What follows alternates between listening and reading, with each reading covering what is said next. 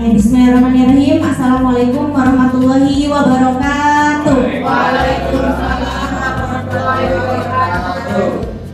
Ya, yang terhormat Bu Haja EM sebagai wakil dari kepala sekolah.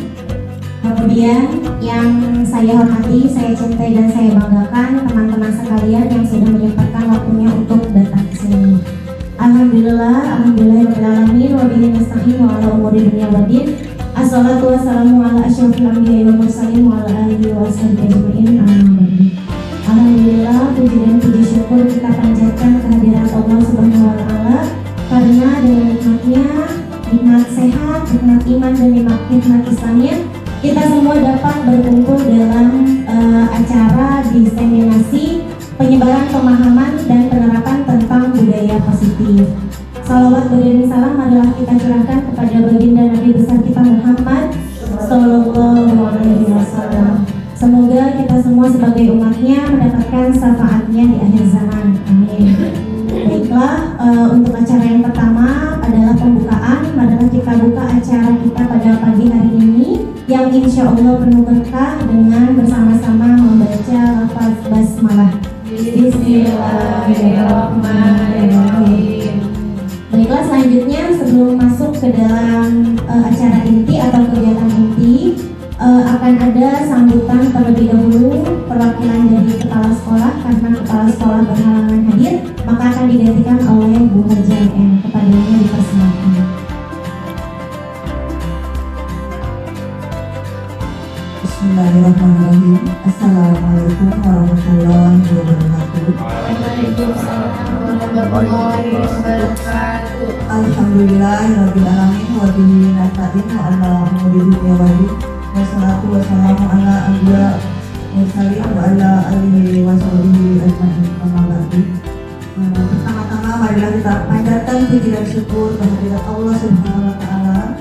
Alhamdulillah kita semuanya bisa berkumpul untuk membantu rekan kita, yaitu pada hari ini dengan sehat walafiat. Sebelumnya saya ucapkan terima kasih banyak kepada ibu, bapak semuanya yang telah hadir untuk membahas budaya positif aksi nyata modul 1.4. Teman-teman sekalian, terima kasih banyak saya aturkan kepada semuanya dengan dukungannya kepada rekan kita yaitu Ibu Ratu Mary Agusta. Semoga Allah memberikan balasan yang setimpal ya. Permudahlah teman kita, karena dengan mempermudah teman kita, insya Allah kita pun akan dipermudah oleh Allah Subhanahu wa taala. Ini semua sangat bermanfaat ya. Nanti kita ambil manfaatnya, ambil hikmahnya, yaitu untuk menambah wawasan kita serta keterampilan kita sebagai guru. Mungkin dari cukup sekian. Saya akhiri, wabillahi taufiq wal hidayah. Wassalamualaikum warahmatullahi wabarakatuh. Waalaikumsalam warahmatullahi wabarakatuh. Ya, terima kasih kepada Bu Haja EM yang sudah memberikan sambutannya. Perwakilan dari kepala sekolah, kita akan mulai. Sebelumnya mohon maaf, saya di sini juga sama-sama belajar. Jadi saya berdiri di sini bukan berarti saya pintar, saya hebat, atau saya jago, saya tahu segalanya, tidak. Tapi saya juga masih belajar, saya juga guru yang masih sangat banyak kekurangannya. Jadi kita di sini perbaiki bersama kekurangan kita refleksi kembali apakah peran guru kita selama ini sudah kita perankan dengan baik atau belum. Seperti yang teman-teman sudah ketahui bahwa agenda kali ini adalah menyebarkan pemahaman dan penerapan tentang budaya positif. Jadi kita akan membahas tentang budaya positif yang di dalamnya ada beberapa kegiatan inti. Nah, ini rangkaian kegiatannya, ada pembukaan, kemudian tadi sudah kesepakatan diskusi, nanti ada ice breaking, kemudian baru kegiatan inti atau aksi nyatanya, ada refleksi dan juga ada penutup. Untuk yang pertama adalah kesepakatan diskusi. Ini kesepakatan diskusi yang sudah saya buat, yaitu adalah saling menghargai dan menghormati, belajar dengan tulus dan rasa senang, fokus dan lakukan yang terbaik. Apakah setuju ada tambahan atau ada yang mau dikurangi? Setuju? Setuju ya? Semoga nanti kita di sini saling menghargai dan menghormati. Kemudian saya harapkan pembelajaran ini dapat dilakukan dengan tulus dan juga rasa senang. Insya Allah akan berkah barokah untuk kita semua dan juga fokus lakukan yang terbaik. Oke, selanjutnya adalah ice breaking supaya tidak terlalu kaku ya. Kita santai aja sebenarnya, sharing aja karena di sini juga ada beberapa guru senior yang tentunya pengalamannya lebih banyak dari saya yang berbicara di sini. Jadi kita sharing saja. Dan juga beberapa kegiatan yang ada di sini itu tentunya pasti ada teman-teman yang sudah pernah melaksanakannya, pasti. Atau mungkin dalam pembahasan di sini, oh iya, saya sudah melaksanakan, tapi ada beberapa tahapan yang belum. Nah, oh iya, saya juga udah melaksanakan, tapi mungkin saya ada miskonsepsi atau pemahaman yang kurang atau yang salah. Atau mungkin ada yang sudah tahu tapi belum diterapkan, atau mungkin ada yang belum tahu sama sekali. Jadi kita sama-sama belajar. Oke, di sini tepuknya tepuk pagi, siang, malam, biasa ya. Bisa diterapkan juga ke anak-anak ini untuk melatih konsentrasi. Kalau saya bilang pagi, tepuknya satu kali. Oke, dites dulu. Pagi. Pagi. Kalau siang, tepuknya 2 kali. Siang. Siang. Malam, tepuknya setengah. Nggak usah tepuk atau ya. Oke, siap. Pagi, siang, malam. Pagi, pagi, pagi. Nah itu ya. Iya, berarti belum konsentrasi. Ini bisa diterapkan di kelas supaya melatih konsentrasi ya. Coba lagi. Pagi, pagi, siang, siang, pagi, malam.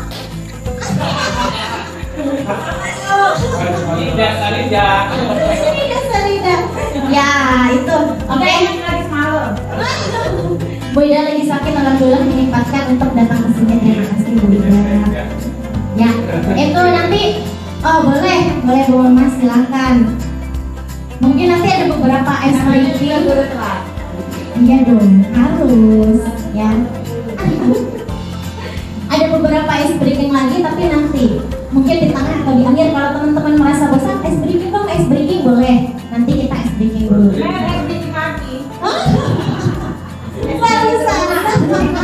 Ice breaking terus dari awal sampai akhir. Oke, lanjut ya. Nah di sini apa sih yang mau dijelaskan? Yaitu tentang konsep inti budaya positif. Nah ada 8 konsep yang akan kita bahas kali ini. Yang pertama adalah perubahan paradigma belajar, kemudian disiplin positif, nilai-nilai kebajikan, kebutuhan dasar manusia, motivasi perilaku manusia, posisi kontrol guru, keyakinan kelas, dan segitiga restitusi. Mungkin ada beberapa yang sudah pernah mendengar, kemudian ada yang juga pernah melaksanakan, atau mungkin baru mendengar restitusi atau apa yang lainnya, kebutuhan dasar manusia itu apa. Nanti kita akan bahas bersama-sama. Sistemnya sharing saja. Oke, dilanjut ya. Yang pertama adalah tentang perubahan paradigma pembelajaran. Nah, perubahan paradigma dalam proses pembelajaran yang awalnya berpusat pada guru atau teacher center menjadi pembelajaran yang berpusat pada siswa atau learning center. Diharapkan mampu mendorong siswa untuk terlibat secara aktif dalam membangun pengetahuan, sikap, dan perilaku. Nah, artinya di sini apa? Mungkin ketika dulu banget gitu kan, atau mungkin ketika saya jadi murid, mungkin pembelajaran yang dilakukan oleh guru adalah ya teacher center, fokus kepada guru. Jadi guru yang memberikan pembelajaran, guru yang baca, guru yang semuanya melakukan kegiatan. Nah itu adalah hal yang harus kita ubah menjadi learning centernya itu adalah kepada siswa, student center. Jadi sebenarnya kan yang belajar adalah murid, berarti yang harus aktif adalah murid. Jangan ini guru lagi. Jadi seperti fokus pada guru. Padahal seharusnya kita harus berpusat pada siswa. Misal contoh yang sederhana, dalam hal membaca, mungkin anak-anak boleh membaca secara bergantian atau mungkin membaca secara berkelompok. Jangan sampai yang baca gurunya, yang menjelaskan gurunya, atau mungkin untuk kelas atas memberikan penjelasan bisa juga anak-anak untuk diajarkan seperti itu. Yang memang pada awalnya pasti akan terasa berat, ya, akan terasa crowded banget, berantakan, ya pusing. Tapi itu pasti hanya di awal. Kesini anak-anak adalah manusia yang unik, mereka cerdas, mereka bisa beradaptasi dengan baik, insya Allah ya. Kemudian selanjutnya adalah penerapan pembelajaran berdiferensiasi yang memfasilitasi seluruh kebutuhan belajar murid. Nah, ini adalah pembelajaran berdiferensiasi. Mungkin teman-teman pernah dengar sedikit banyak tentang pembelajaran berdiferensiasi, yang mana saya juga sebelum mengikuti pendidikan guru penggerak ini, saya pernah mendengar itu, dan waktu itu lomba video pembelajaran berdiferensiasi. Dan itu karena pengetahuan saya belum banyak tentang pembelajaran berdiferensiasi, saya juga masih meraba-raba apa sih itu pembelajaran berdiferensiasi. Ternyata pembelajaran berdiferensiasi ini dicetuskan oleh Ki Hajar Dewantara. Selamat datang Ibu, terima kasih. Silakan. Silakan. Terima kasih. Lanjut ya. Di mana pembelajaran berdiferensiasi ini dicetuskan langsung oleh Ki Hajar Dewantara, pelopor pendidikan pertama di Indonesia. Ki Hajar Dewantara mengibaratkan bahwa seorang guru itu seperti petani. Loh, kenapa petani? Ya, misal petani itu dia punya bibit padi, maka pasti petani itu akan menumbuhkan siswa tersebut, akan menumbuhkan tanaman tersebut ya sebagai padi. Nggak bisa petani itu dia punya biji padi, tapi dia maunya jagung. Bisa nggak jadi seperti itu? Nggak bisa tentunya. Nah, itu pun kita sebagai guru di kelas nih, siswa kita pasti berbagai macam karakter. Ada yang mungkin sebagai tumbuhnya tadi, ada yang padi, ada yang jagung, ada yang cabai. Tentunya kita harus memfasilitasi murid kita untuk bertumbuh bagaimana dengan potensinya, bagaimana dengan kodratnya, kodrat alam dan kodrat zaman. Nah, tuh pembelajaran berdiferensiasi. Ini saya juga masih belajar, baru banget belajar. Insya Allah kalau misalkan saya senang banget kalau teman-teman itu ada yang bertanya, Mir gimana guru penggerak gitu kan? Ayo berbagi ilmunya, ayo saya siap. Kalau misalkan saya yang mengajak, pasti mungkin ada berbagai macam perspektif dan pandangan masing-masing. Tapi kalau misalkan teman-teman yang mengajak saya insya Allah siap kapanpun, dimanapun, ketika saya mampu untuk membantu teman-teman, ayo gitu, saya mau. Oke, lanjut ya. Kemudian juga pelajar Pancasila adalah pewujudan pelajar Indonesia sebagai pelajar sepanjang hayat yang memiliki kompetensi global dan berperilaku sesuai dengan nilai-nilai Pancasila. Tentunya ini profil pelajar Pancasila juga sudah digaungkan pertama kali itu ketika kurikulum Merdeka digaungkan juga ke seluruh Indonesia. Nah, kenapa sih harus profil pelajar Pancasila? Karena kita adalah negara Indonesia, di mana negara Indonesia itu dasarnya adalah Pancasila. Di sini ada 6 dimensi yang harus dikuasai peserta didik, yang bisa kita terapkan dalam setiap pembelajaran. Dalam setiap pembelajaran tentunya kita harus mengambil nih, oh pembelajaran ini ada iman dan bertakwanya. Oh pembelajaran ini kita mau mengembangkan profil pelajar yang mana? Apakah kreatif, apakah mandiri, atau bernalar kritis, atau gotong royong. Dan itu harus kita kembangkan dan harus ada dalam setiap proses pembelajaran atau kegiatan. Nah, dan ini juga ada pelajar sepanjang hayat. Terakhir Ibu Hajah Nunu kemarin Ibu Kepsek kita menjadi pembina upacara. Setelah upacara memberikan sedikit nasihat kepada murid-murid bahwa harus menjadi pembelajar sepanjang hayat. Pun gurunya harus menjadi pembelajar sepanjang hayat. Namanya juga sepanjang hayat, berarti kita kalau sudah jadi guru kita harus tetap belajar. Karena apa? Pembelajaran itu luas, zaman itu terus berkembang. peserta didik yang kita hadapi sekarang adalah peserta didik zaman milenial ya, yang sangat peka terhadap teknologi dan pendidikan yang berubah. Berarti kita pun harus menyesuaikan, beradaptasi bagaimana kita menjadi guru yang bisa memfasilitasi segala kebutuhan belajar dunia. Kemudian kita lanjut ya. Oke, ini ada kegiatan, sebuah kegiatan yang berpasangan, boleh nanti dilakukan ya. Bagaimana sih kegiatannya? Yaitu judulnya cobalah buka ya. Apa yang buka? Oke, saya jelaskan sedikit ya. Biar nggak terlalu fokus ke penjelasan, jadi kita adakan sesuatu yang bergerak, karena pasti guru-guru di sini ada yang audio, ada yang visual, ada yang kinestetik ya. Jadi saya mencoba memfasilitasi itu. Kegiatannya adalah Anda dan teman Anda akan melakukan kegiatan cobalah buka. Anda adalah A, tugas Anda adalah mengepalkan salah satu tangan Anda. Coba bayangkan bahwa Anda menyimpan sesuatu yang sangat berharga di dalam kepalan tangan Anda. Bayangkan apa aja, bentuknya boleh apa aja. Anda perlu menjaga benda tersebut sekuat tenaga Anda karena begitu pentingnya untuk kehidupan Anda. Pokoknya penting banget, ini terserah apa aja. Nah, tugas B atau rekan Anda adalah mencoba dengan segala cara untuk membuka kepalan tangan Anda. Teman Anda yang B itu caranya boleh membujuk, boleh menghardik, mengintimidasi, memarahi, menggoda, menggelitik, bahkan menawari Anda uang agar Anda bersedia membuka kepalan tangan Anda ya. Jadi intinya gini, ada yang berpasangan nanti, ada yang satu ngepelin tangan. Bayangkan di tangan yang ngepelin itu adalah sesuatu yang sangat berharga apapun itu ya. Kemudian teman yang satunya itu dia harus ngebujuk temannya supaya buka itu kepalan tangan, itu kasih ke temannya. Gimana caranya? Boleh dengan marah, intimidasi, hardik, bujuk, menggelitik, kasih uang juga boleh ya. Oke, kasih kepalan gua. Oke, ya. Silakan berpasangan dulu boleh? Iya.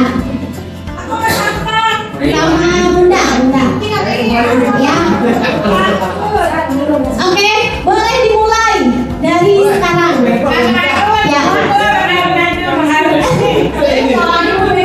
Enggak, semuanya praktek, enggak apa-apa. Ayo, silakan. Ini kan mau semua, Enggak, salah satu aja. Nih,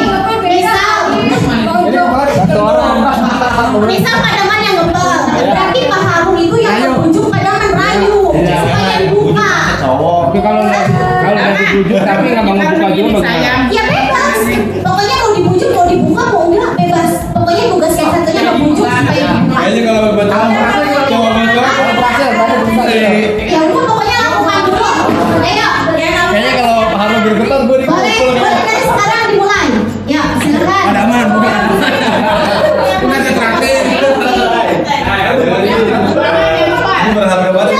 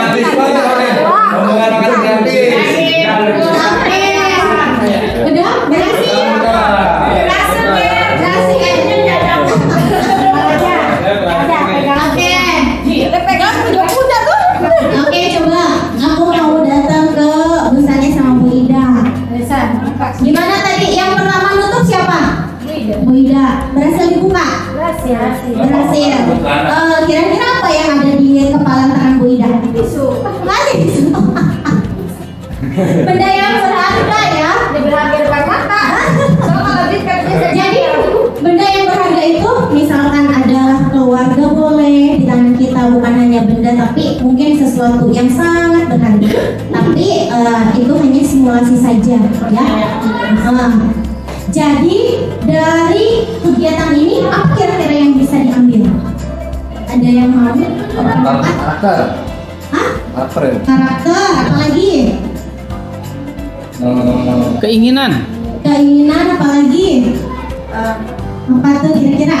Kalau kita menginginkan sesuatu pada seseorang, kayaknya yang lebih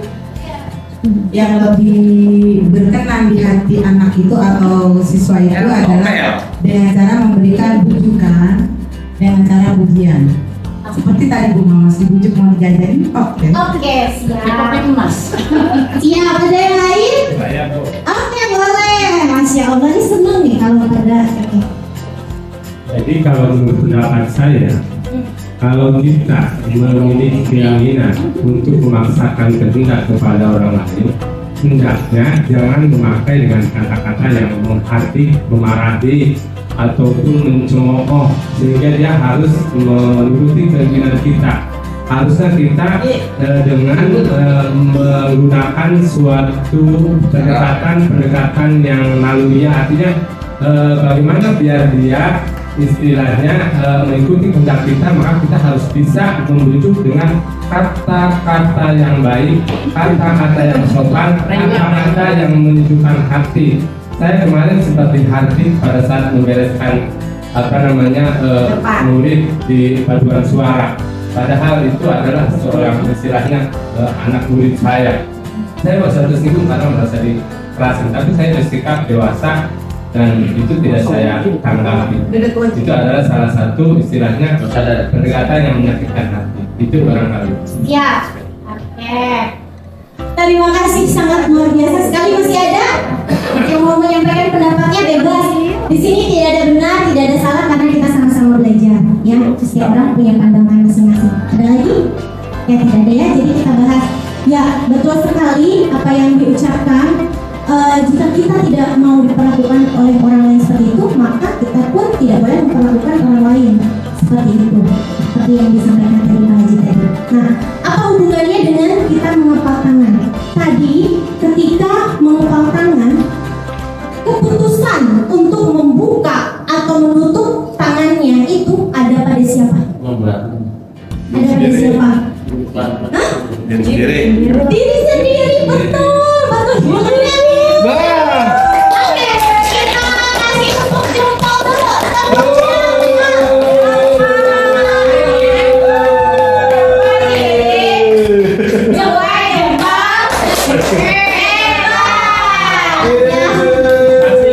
Betul sekali. Mau temennya itu tadi membujuk, menghardik, intimidasi, memarahi, menggoda, menggelitik, nawarin uang, apa segala macam, tapi tetap keputusan dia untuk membuka atau menutup tangannya itu pada diri kita sendiri. Artinya apa? Yang dapat mengontrol diri kita adalah kita sendiri. Begitupun nanti kepada siswa, yang dapat mengontrol mereka siapa? Diri mereka sendiri. Kita hanya sebagai motivasi eksternal saja dari luar yang dapat menumbuhkan motivasi ke dalam diri siswa. Tapi keputusan akhir apapun itu yang bisa mengontrol adalah diri mereka sendiri. Nah, bagaimana caranya kita masuk ke dalam kategori teori kontrol? Nah, oke, kita lanjut ke kegiatan selanjutnya. Ini ngomong teori apa? Oke, ini adalah teori kontrol ya. Usaha apa sih itu? Teori kontrol adalah usaha untuk memahami pandangan orang lain tentang dunia. Jadi kita bukan berusaha untuk menyuruh atau mengajak orang lain, yuk ikut dengan aku, bagaimana cara aku berpandangan. Kita mengajak orang lain untuk masuk ke dalam diri kita, untuk bagaimana cara kita bisa melihat. Tapi teori kontrol itu tidak seperti itu. Kita yang masuk ke dalam pandangan orang lain, kita yang memahami orang lain. Nah, kemudian semua perilaku memiliki tujuan. Apapun itu, perilaku anak didik kita, perilaku kita pun pasti memiliki tujuan Nah, berarti apa yang harus kita lakukan? Kita harus bertanya kepada peserta didik jika mungkin dia memiliki perilaku yang menyimpang atau berbeda. Kita harus bertanya. Seperti kita membuat kesalahan, kita pun ingin ditanya. Kita punya alasan. Alasannya apa? Nah, kemudian hanya diri kita yang dapat mengontrol kita sendiri dan orang lain tidak memegang kendali atas diri kita sendiri. Itu yang tadi kita praktekkan. Kemudian berkolaborasi menciptakan pilihan baru dan model berpikir menang-menang. Maksudnya apa? Yang kita lawan itu adalah masalahnya, bukan seseorang yang melakukan kesalahan. Jadi kita harus cari solusi untuk kita cocok, untuk orang lain juga cocok. Itu namanya solusi menang-menang. Bukan ada yang menang, ada yang kalah. Tidak, tapi saya menang, kamu menang, semua menang. Jadi kita menyelesaikan masalah. Itu namanya teori kontrol. Oke, selanjutnya ada nih miskonsepsi tentang teori kontrol. Yang pertama, guru mengontrol murid. Ini ilusi atau bukan? Guru mengontrol murid. Ilusinya dulu apa? Kalimat guru dapat mengontrol murid itu menurut Bapak Ibu guru adalah ilusi atau bukan? Bukan. Kenapa? Boleh? Alasannya? Karena setiap pendapat pasti punya alasan. Ada yang mau? Ilusi bukan? Kira-kira benar gak sih maksudnya guru itu dapat mengontrol murid? Benar gak? Berarti ilusi atau bukan? Ayo. Antara ilusi dan Ya, pasti itu ya. Tentunya ini adalah ilusi. Ya. Kenapa ilusi? Ketika kita misalkan menginstruksikan sesuatu kepada orang lain, tetap orang lain yang dia memegang kontrol atas dirinya sendiri, sama dengan peserta didik kita. Ketika kita membicarakan A, peserta didik harus A, tetap keputusannya ada pada peserta didik. Tapi ketika peserta didik itu mengikuti apa yang kita bicarakan, itu tandanya bahwa diri peserta didik itu mengizinkan kita untuk mengontrol dirinya. Sama halnya dengan kita, ya. Misalkan teman kita menyuruh A, kita ikuti. Bukan berarti kita bisa dikontrol, tidak. Tapi diri kita mengizinkan teman kita untuk mengontrol diri kita. Jadi secara harfiah kontrol itu sebetulnya bisa.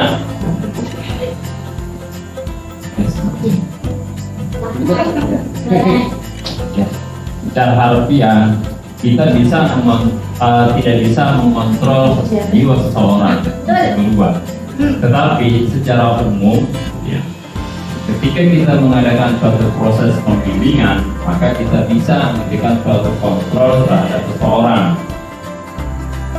Kalau tidak ada kontrol dari orang lain, gitu ya, kita guru dengan siswa di kelas, itu namanya sistem kontrol, walaupun nanti keputusan akhir ada pada siswa. Artinya sifat kontrol itu bisa benar dikatakan kunci, tetapi secara harfiah memang kunci, karena kontrol itu diputuskan oleh pribadi masing-masing. Tapi pada proses pembelajaran kontrol itu bisa diadakan oleh seorang pembimbing ketika ada pembelokan arah atau pergerakan ada yang negatif, maka kita memberikan kontrol ke arah yang positif. Oke, terima kasih. Oke, lanjut yang kedua. Semua penguatan positif, efektif, dan bermanfaat. Ilusi atau tidak ilusi?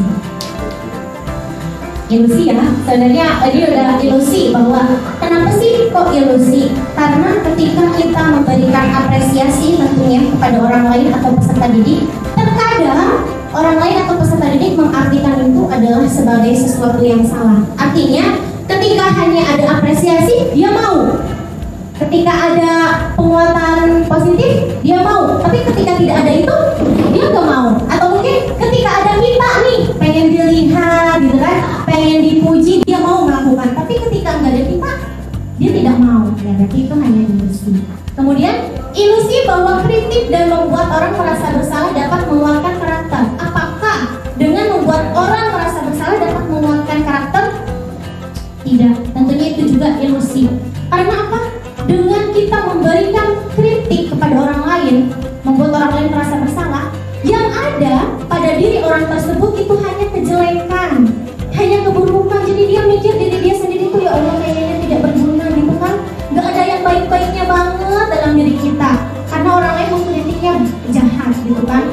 Iya, selalu salah, gitu kan? Iya, itu adalah tidak menguatkan karakter ya, berarti bukan menguatkan karakter, itu malah membimbing seseorang kepada identitas yang gagal. Ya. Kemudian ilusi bahwa orang dewasa memiliki hak untuk memaksa, sama ya konsepnya bahwa siapa yang dapat mengontrol kita adalah diri kita sendiri.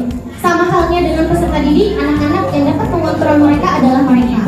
Kalau misalkan kita memaksa untuk membuat peserta didik melakukan sesuatu, tentunya itu pasti hanya efektif dalam jangka waktu yang pendek, tidak akan panjang. Ketika ada kita, ya baik, semua gitu kan, nurut. Tapi nggak ada kita, iya mengembangkan. Itu berarti adalah ilusi ya, bahwa kita dapat memaksa hak orang lain. Apanya?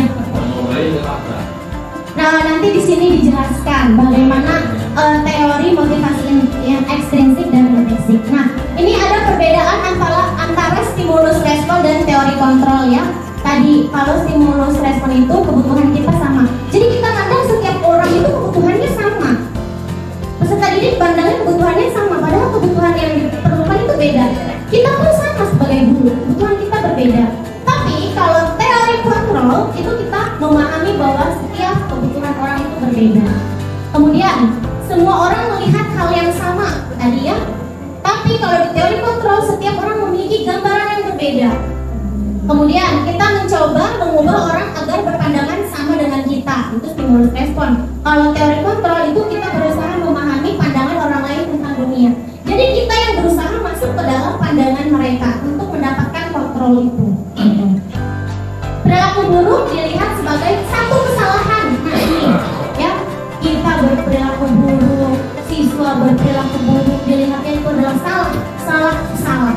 Padahal semua perilaku memiliki tujuan. Ada tujuannya, ada alasannya di balik itu. Bisa dicarikan solusinya. Jangan hanya kita bilang kamu salah, tapi nggak ada solusi. Kita bahkan nggak nanya alasannya apa. Itu yang salah. Karena kita pun sebagai guru, sebagai manusia pasti manusiawi, memiliki kesalahan, memiliki kekurangan. Begitupun peserta didik. Kemudian orang lain bisa mengontrol saya kalau stimulus respon. Nah kalau teori kontrol hanya diri kita yang dapat mengontrol kita. Kemudian model berpikir tadi ya, menang atau kalah. Kalau misalkan teori kontrol itu berpikir menang-menang. Jadi yang dilawan bukan orangnya, tapi masalahnya apa? Yuk kita pecahin bareng-bareng. Sama dengan peserta didik. Yang dilawan itu bukan peserta didik, tapi masalah yang dihadapi itu apa? Kita cari solusi bareng-bareng. Oke, lanjut ya. Kalau misalkan di tengah-tengah tadi ada yang mau menyampaikan pendapatnya, boleh ya, biar nggak terlalu fokus ke sini. Oke, selanjutnya disiplin positif. Karena kita berhubungan dengan budaya positif, berarti kita menuju ke disiplin positif. Tadinya saya mau membagikan kertas sticky note kayak kemarin, menuliskan apa sih yang terlintas di benak Bapak Ibu guru ketika mendengar kata disiplin atau disiplin positif. Atau mau angkat tangan aja, nggak usah pakai nulis-nulisan. Boleh. Ini pembelajaran yang merdeka ya. Saya serahkan kepada Bapak Ibu guru. Mau ditulis tangan atau pendapat saja? Tulis tangan. Tulis tangan. Dapat aja tangan. Pendapat. Ya baru mau mengasih pendapat Bu. Kami kenal waktu mendengarkan menjalankan katanya Bu. Oke. Yang nulis angkat tangan. Ya kan? yang pendapat saja. Oke, Bung Mas. Ini yang lainnya kenapa golput? Golput nggak cocok. Oke. Kita pendapat aja ya, biar cepat juga. Oke, ada yang mau berpendapat apa yang terlintas ketika ada kata-kata disiplin positif? Kayak tadi aja, kayak kegiatan tadi itu Bu. Kita di sini sama-sama belajar, nggak ada yang benar, nggak ada yang salah. Silakan. Yang terlintas disiplin positif apa sih? Satu kata boleh, dua kata boleh, berkata-kata boleh. Oke, silakan. Disiplin positif adalah melakukan sesuatu sesuai dengan aturan. Oke. Tepuk tangan dong. Mendengarkan. Ini adalah kunci yang harus kita terapkan di kelas ya. Ketika peserta didik kita pada diam-diam baik gitu kan,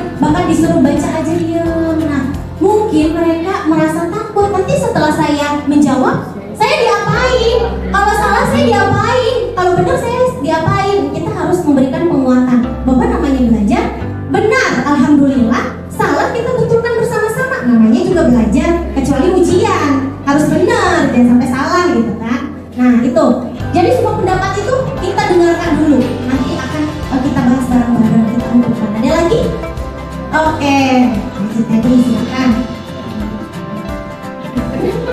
Kalau menurut pendapat saya, disiplin positif itu adalah sikap perilaku seseorang yang menaati atau mematuhi aturan, di mana aturan itu adalah positif buat dirinya ataupun kita. Oke,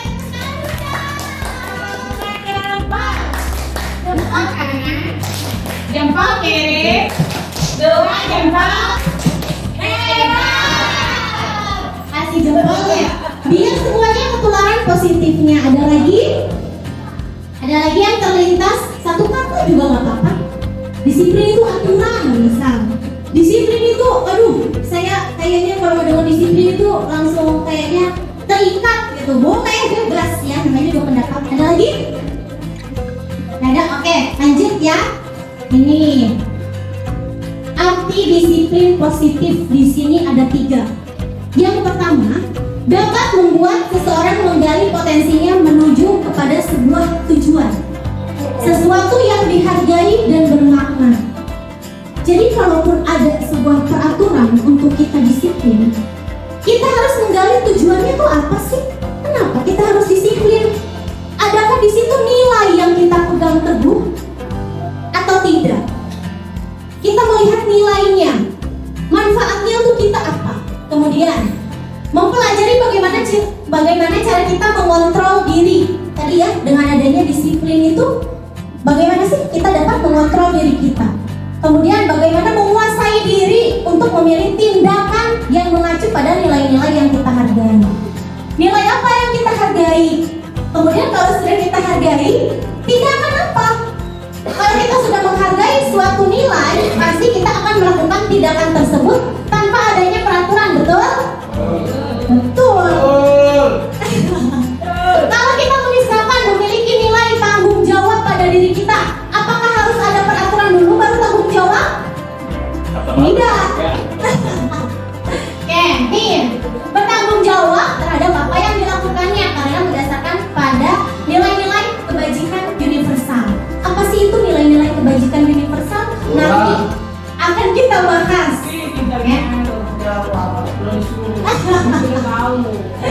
Udah tau duluan ya, udah nyontek. Oke, nah ini nih teori motivasi manusia, hukuman dan penghargaan. Sebelum kesini, kita akan mereview diri kita sendiri dulu. Ketika kita datang tepat waktu nih ke sekolah, kan? Masuk jam 7, kita datang tepat waktu. Nah, motivasi apa sih yang membuat kita untuk datang tepat waktu? Ada yang mau berbicara? Disiplin, apalagi? Ada motivasi lain? Aku diomelin pesek. Takut diomelin kesek, oke, ada yang lain? Sesuai dengan aturan. Sesuai dengan aturan, ada yang lain? Tanggung jawab. Tanggung jawab, ada lagi? Apa lagi? Apa lagi? Nggak mau diukur waktu. Hah? Nggak mau diukur waktu. Nggak mau diukur waktu, ada lagi? Takut bocah pada berantem berantakan. Takut bocah pada berantakan ya? Ingin bertemu gurunya. Aduh, ini siapa? Ini sudah siapa? Maksudnya Pengen bertemu murid kali ketemu gurunya. Oh, saya ceritain gurunya. iya, ceritanya guru kenapa nih dengan Saya nggak mau Pak Iwan konsen dia pengen bertemu guru yang lain maksudnya. gitu ya. Jadi ada berbagai macam motivasi yang kita lakukan agar kenapa sih alasan kita kenapa datang jam 7. Pertama mungkin adalah tadi takut diomelin, gitu kan? Takut kena hukuman, takut gajinya dipotong katanya kalau telat. Nah, Takut dosa juga, Mel. takut dosa. Nah, Iya, sesuai itu adalah masih motivasi ekstrinsik, masih motivasi dari luar. Jadi ketika kita datang jam 7 nih ke sekolah atau kita menaati peraturan, dia takut karena hukuman, takut ketidaknyamanan, takut dimarahin, takut gaji dipotong, berarti itu masih motivasi ekstrinsik.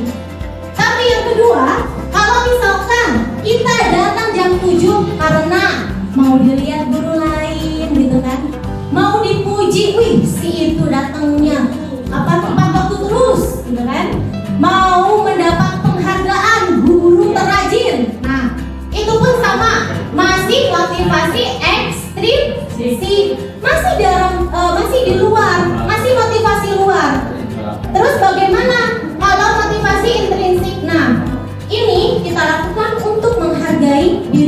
sendiri.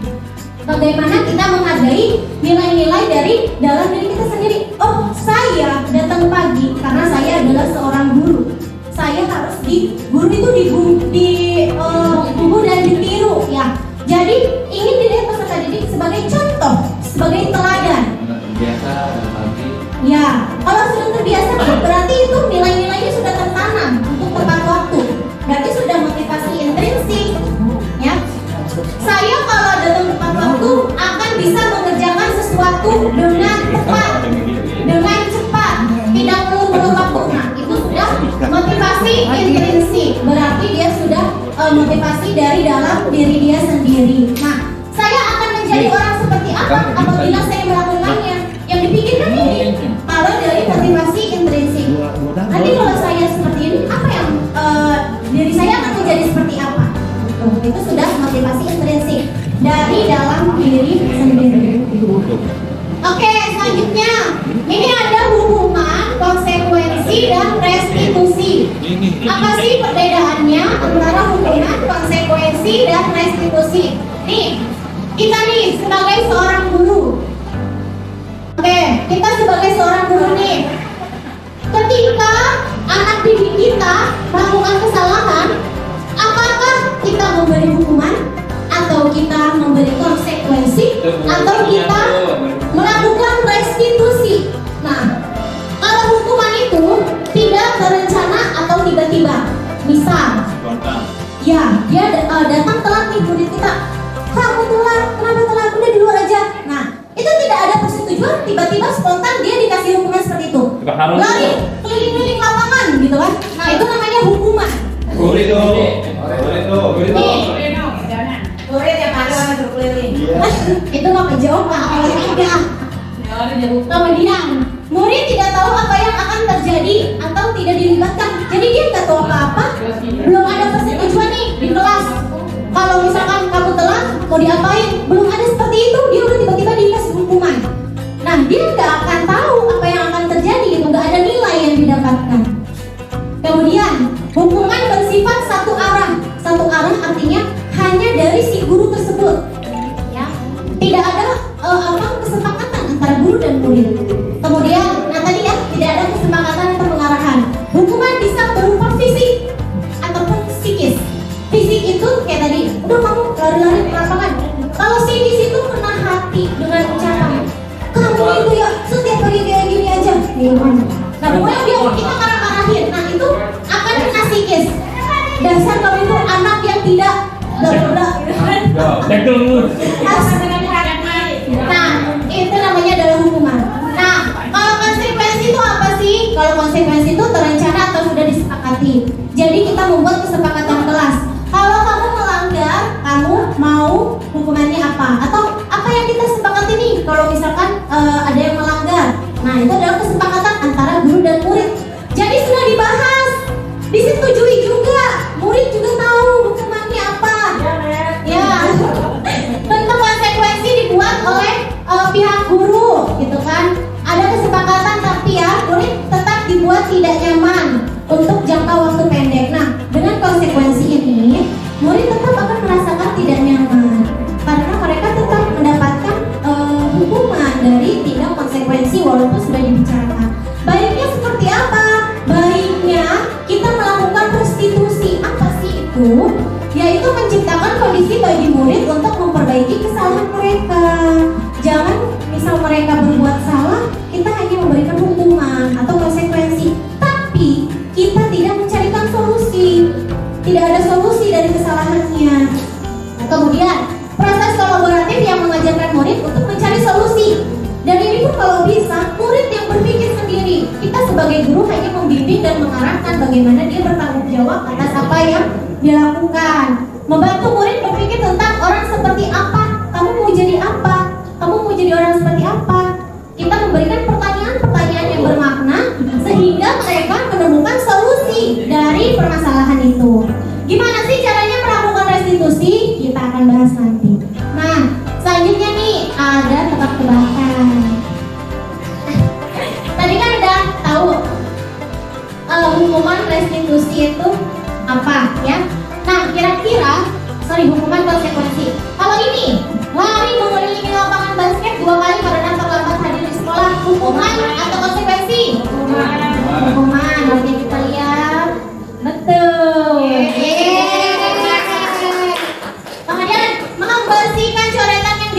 di meja tulis. Hubungan konsekuensi. Konsekuensi kita lihat. Betul. Menggantikan kertas tugas teman yang telah dicoret-coret. Hukuman atau konsekuensi? Konsekuensi. Pintar banget sih, ya Allah. Berjongkok di lapangan basket pukul 12 siang. Hukuman dong, aduh ya Allah. Berdiri di depan kelas sambil iya ampun keren. Tangan bergerak. Oke, selanjutnya tadi dibahas tentang nilai-nilai kebajikan universal. Apa sih itu? Sebenarnya ini adalah sifat-sifat positif manusia yang merupakan tujuan mulia yang ingin dicapai individu. Jadi intinya adalah nilai-nilai kebajikan itu adalah nilai-nilai positif. Contoh, saling menghargai, saling menghormati, disiplin, tanggung jawab, mandiri. Oke, dan juga nih contoh ada profil pelajar Pancasila, ini juga nilai kebajikan. Ada mandiri, tanggung jawab, beriman, bertakwa, bernalar kritis, berkebinekaan global. Dan ini contoh di institusi atau organisasi ya. Ada toleransi, rasa hormat, menghargai, antusias, empati. Itu adalah contoh-contoh bentuk nilai kebajikan. Hormat, santun. Itu adalah nilai kebajikan universal. Nanti yang akan dihubungkan dengan keyakinan kelas. Apakah di sini Bapak Ibu guru ada yang sudah membuat keyakinan kelas? Ada yang pernah buat? Udah belum? Oke. Keyakinan kelas itu apa? Oke, siap. Aku jabarkan dulu berarti ya. Oke, gimana? Ya, itu kan suatu depannya. Yes, betul. Oke. Artinya aturan yang sifatnya tidak tertulis, tetapi ada dalam peraturan. Itu barunya ada pernyataan. Betul, ya. Jadi keyakinan kelas itu bersifat lebih abstrak daripada peraturan yang lebih rinci dan konkret. Jadi misal, kalau peraturan itu ada datang ke sekolah sebelum jam 7, itu namanya peraturan. Tapi kalau keyakinan, nilai apa sih yang ada dalam kita datang jam 7? Nilai apa? Disiplin, tanggung jawab. Nah, itu namanya keyakinan. Nah, ini ya berupa pernyataan universal, senantiasa dibuat dalam bentuk positif. Jadi nggak ada tidak boleh lari-lari, enggak. Tapi dibuat dalam bentuk positif. Contoh, hanya berjalan di koridor, bukan tidak boleh lari-lari, tapi berjalan di koridor. Jadi dibuat dalam bentuk positif. Kemudian, keyakinan kelas sebagai sesuatu yang dapat diterapkan di lingkungan. Semua warga hendaknya ikut berkontribusi dalam membuat keyakinan kelas. Bersedia meninjau kembali. Jadi intinya adalah keyakinan kelas itu adalah nilai-nilai kebajikan yang kita sepakati bersama di dalam kelas. Bagaimana sih kita membuat keyakinan kelas? Ada tahapannya. Nah, ini sebenarnya aku pengen banget membuat keyakinan kelas ini. Misalkan setiap tahun ajaran baru, itu kita jangan dulu fokus ke materi. Karena yang paling utama adalah karakter, ya. Kita mengutamakan karakter peserta didik, budi pekerti.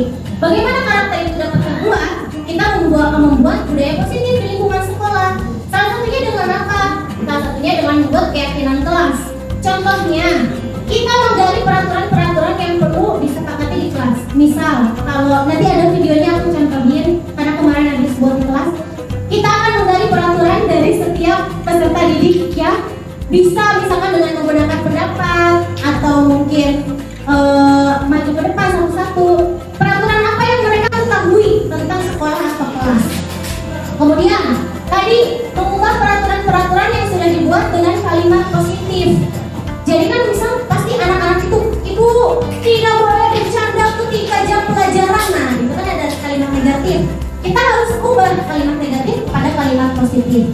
Kemudian menyaringkan peraturan-peraturan yang sudah dibuat menjadi nilai kebajikan atau keyakinan. Nah, kayak tadi misal tidak boleh mengobrol ketika guru menjelaskan. Kita ubah dulu ke kalimat positif, yaitu memperhatikan guru ketika menjelaskan. Kan sudah positif. Nah, setelah itu kita cari nih nilai kebajikannya apa dari mendengarkan guru ketika menjelaskan. Kira-kira nilai kebajikannya apa? Saling menghargai dan menghormati. Nah, itu yang kita jadikan sebagai keyakinan kelas, saling menghargai dan Tentunya bebas, misal mau satu kelas 10 peraturan atau berapa, terserah dengan gurunya masing-masing. Kemudian tadi kegiatan pendalaman keyakinan kelas. Ini juga kegiatan pendalaman keyakinan kelas. Setelah kita membuat keyakinan kelas, jangan set aja seperti itu, enggak. Tapi kita harus melakukan pendalaman agar keyakinan kelas yang kita buat itu bermakna. Dan juga jangan lupa ini ada kegiatannya juga. Misalkan karena ini sudah disetujui oleh seluruh peserta didik, bisa dengan kalau kelas atas dikasih tanda tangan, mereka tanda tangan karena itu kesepakatan bersama. Atau mungkin kalau kelas bawah bisa dengan cap 5 jari atau cap jempol, itu kan kegiatan yang menarik juga ya sama anak-anak, dan itu juga mengajarkan kesepakatan. Kemudian kalau bisa di dalam 1 minggu itu kita mengadakan kegiatan pendalaman. Kenapa? Karena tidak hanya sebuah tulisan aja, harus ada pendalamannya, harus menggali potensi karakter peserta didik itu sendiri. Contoh kegiatan pendalamannya seperti apa? Nah, ini ada kegiatan pendalaman keyakinan kelas atau tabel T. Jadi anak-anak dibuat per kelompok untuk membuat tabel T. Contoh, misal tadi keyakinan nilai kebajikannya adalah bekerja yang kita tonjolkan misal. Nah, tampak seperti apa sih kalau bekerja? Itu adalah tekun bekerja dan menyimak guru. Kalau tidak tampak seperti, berarti itu kebalikannya, tidak mendengarkan guru acuh tak acuh. Bentuk ini hanya contoh bentuk kegiatan pendalaman materi saja. Ini juga Y, pendalaman keyakinan kelas. Ini juga tabel Y, terlihat, terdengar, berperilaku. Kemudian ini juga bentuk pendalaman keyakinan kelas, tugas dan bukan tugas guru. Jadi tugas guru apa, murid tugasnya apa? Ini murid yang membuat, bukan kita. Namanya juga pendalaman, berarti murid yang mendalami, bukan kita. Oke. Dan bentuk kegiatan pendalaman keyakinan kelas ini bisa berbagai macam. Kegiatannya tergantung guru, tidak harus seperti ini. Ini hanya referensi saja.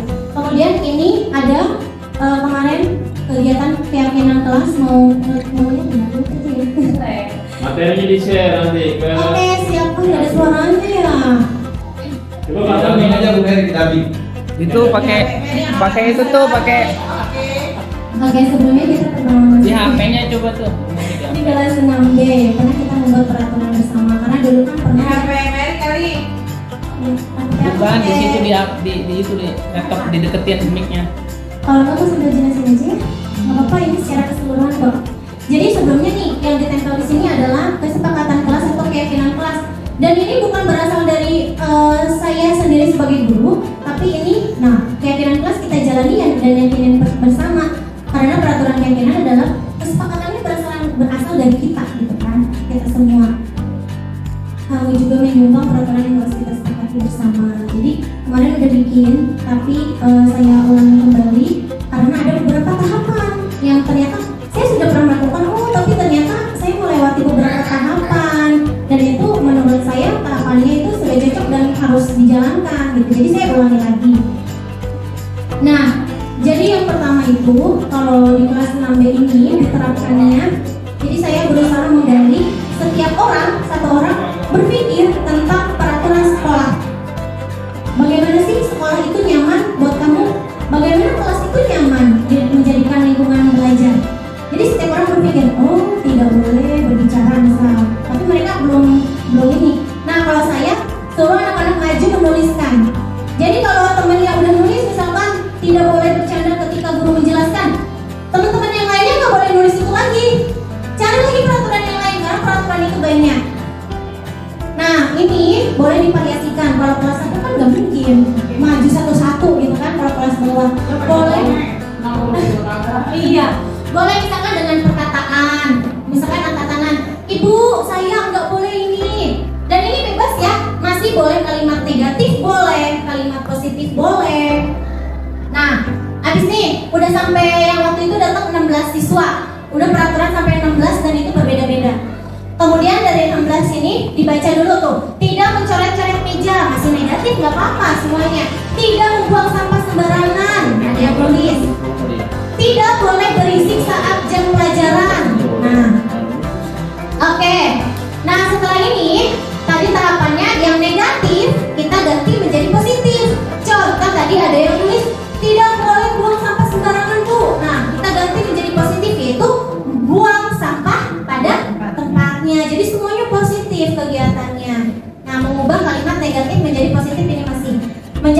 kebersihan. Nah, tadi tidak boleh coret-coret meja atau buang sampah di kelas gitu. Berarti positifnya adalah menjaga kebersihan. Gitu.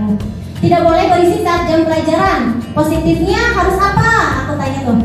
Tertib katanya. Oke, ditulis tertib ketika jam pelajaran atau ketika belajar.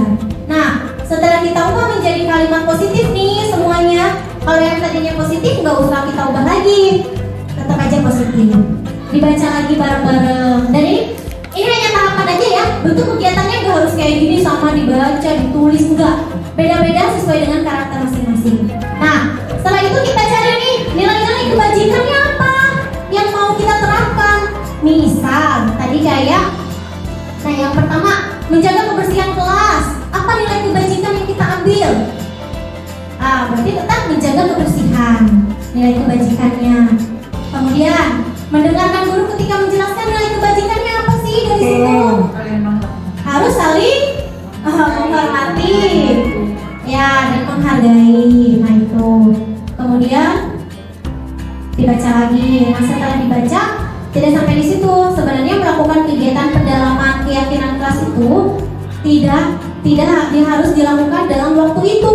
Enggak. Misal hari ini pendalamannya bikin tabel T, besok pendalamannya bikin tabel Y, besok pendalamannya bikin tugas guru bukan tugas guru, tugas murid bukan tugas murid, atau kegiatan pendalaman yang lain sesuai kreativitas guru. Bisa. Jadi dalam awal tahun kita misalkan dalam waktu seminggu itu kita menerapkan disiplin positif kepada anak tentang peraturan kesepakatan keyakinan kelas. Nah ini sudah dibuat dalam nilai-nilai keyakinan kelas. Jadi kalau keyakinan kelas itu nggak terlalu banyak, kalau peraturan kan banyak. Nah, tapi kita ini hanya rinci saja. Setelah itu di akhir ini ada tanda tangan. Ini juga ada presentasi kelompok. Kalau kelas atas itu kegiatan pendalamannya itu dalam kelompok-kelompok ya, dalam kelompok-kelompok. Nah ini pendalaman membuat tabel T. Oke. Lanjut aja ya, berarti ya. Mungkin ada pertanyaan untuk keyakinan kelas? Kita lanjut ya. Nah ini anak-anak lagi proses tanda tangan. Kemarin aku nggak ada tahap ini pas buat awal, tapi ternyata pada tahapannya itu ada di depan. Jadi diulangi lagi. Oke, lanjut ya. Kelima, kebutuhan dasar manusia.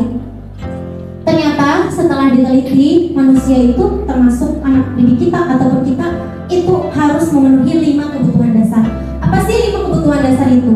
Seluruh tindakan manusia yang memiliki tujuan tertentu. Semua yang kita lakukan adalah usaha terbaik kita untuk mendapatkan apa yang kita inginkan. Ketika kita mendapatkan apa yang kita inginkan, sebetulnya saat itu kita sudah memenuhi 1 atau lebih dari 1 kebutuhan dasar kita. Jadi 5 kebutuhan dasar ini namanya kebutuhan dasar, pasti harus dipenuhi ya. Tapi ketika ada peserta didik kita yang tidak bisa atau berperilaku yang keluar dari peraturan, ada peserta didik kita. Nah, ketika kita teliti, ternyata ada kebutuhan dasar yang dia tidak penuhi di rumah. Misal, ketika kita ngajar nih guru, ada aja satu anak itu lari ke sana, lari ke sini. Nah, setelah diteliti, ternyata dia kekurangan kebebasan mungkin di rumahnya. Karena mungkin di rumahnya selalu dikekang, nggak boleh lari, nggak boleh main. Taunya dia nyampe ke sekolah, lari ke sana ke sini. Karena kenapa? Dia sedang mencari kebutuhan dasar yang harus kita penuhi, yang harus dia penuhi, yaitu adalah kebutuhan dasar kebebasan. Sama halnya dengan kita, misal ada perilaku teman kita yang berbeda. Mungkin dia sedang memenuhi kebutuhan dasarnya yang tidak terpenuhi di rumah. Dia cari kepenuhan kebutuhannya di sekolah. Sama halnya dengan peserta didik.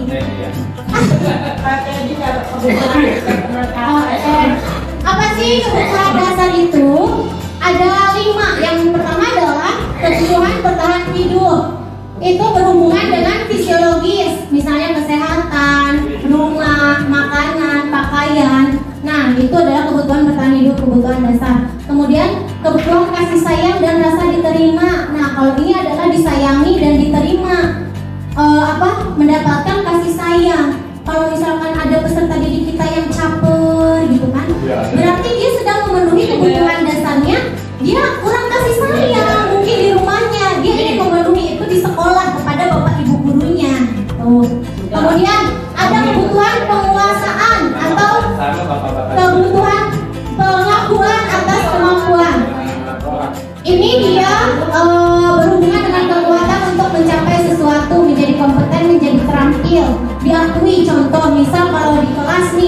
ada peserta didik, ibu saya nilainya 100. Nah berarti dia sedang memenuhi kebutuhan dasarnya, dia pengen diakui, kompetensi dia pengen diakui.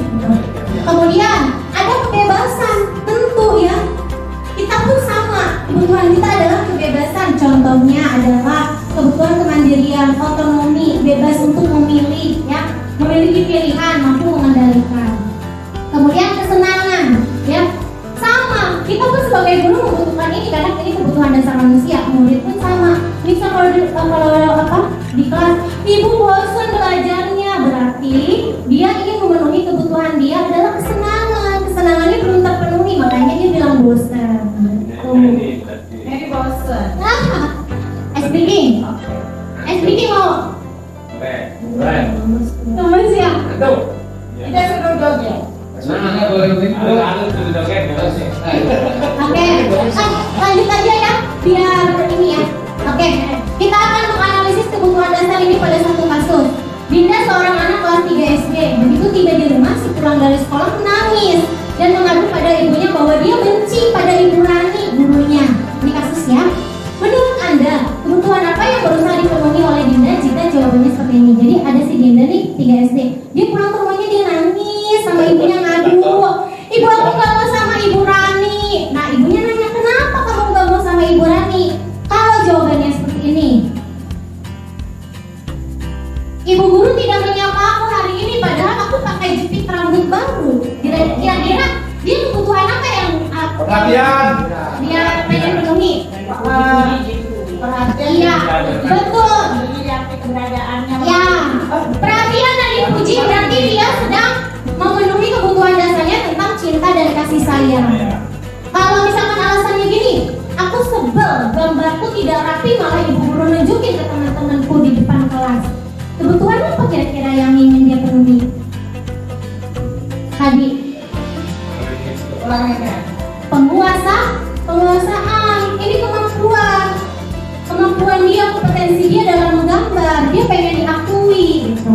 Kemudian kalau dia jawab, aku bosan, masa belajarnya cuma gimana aja?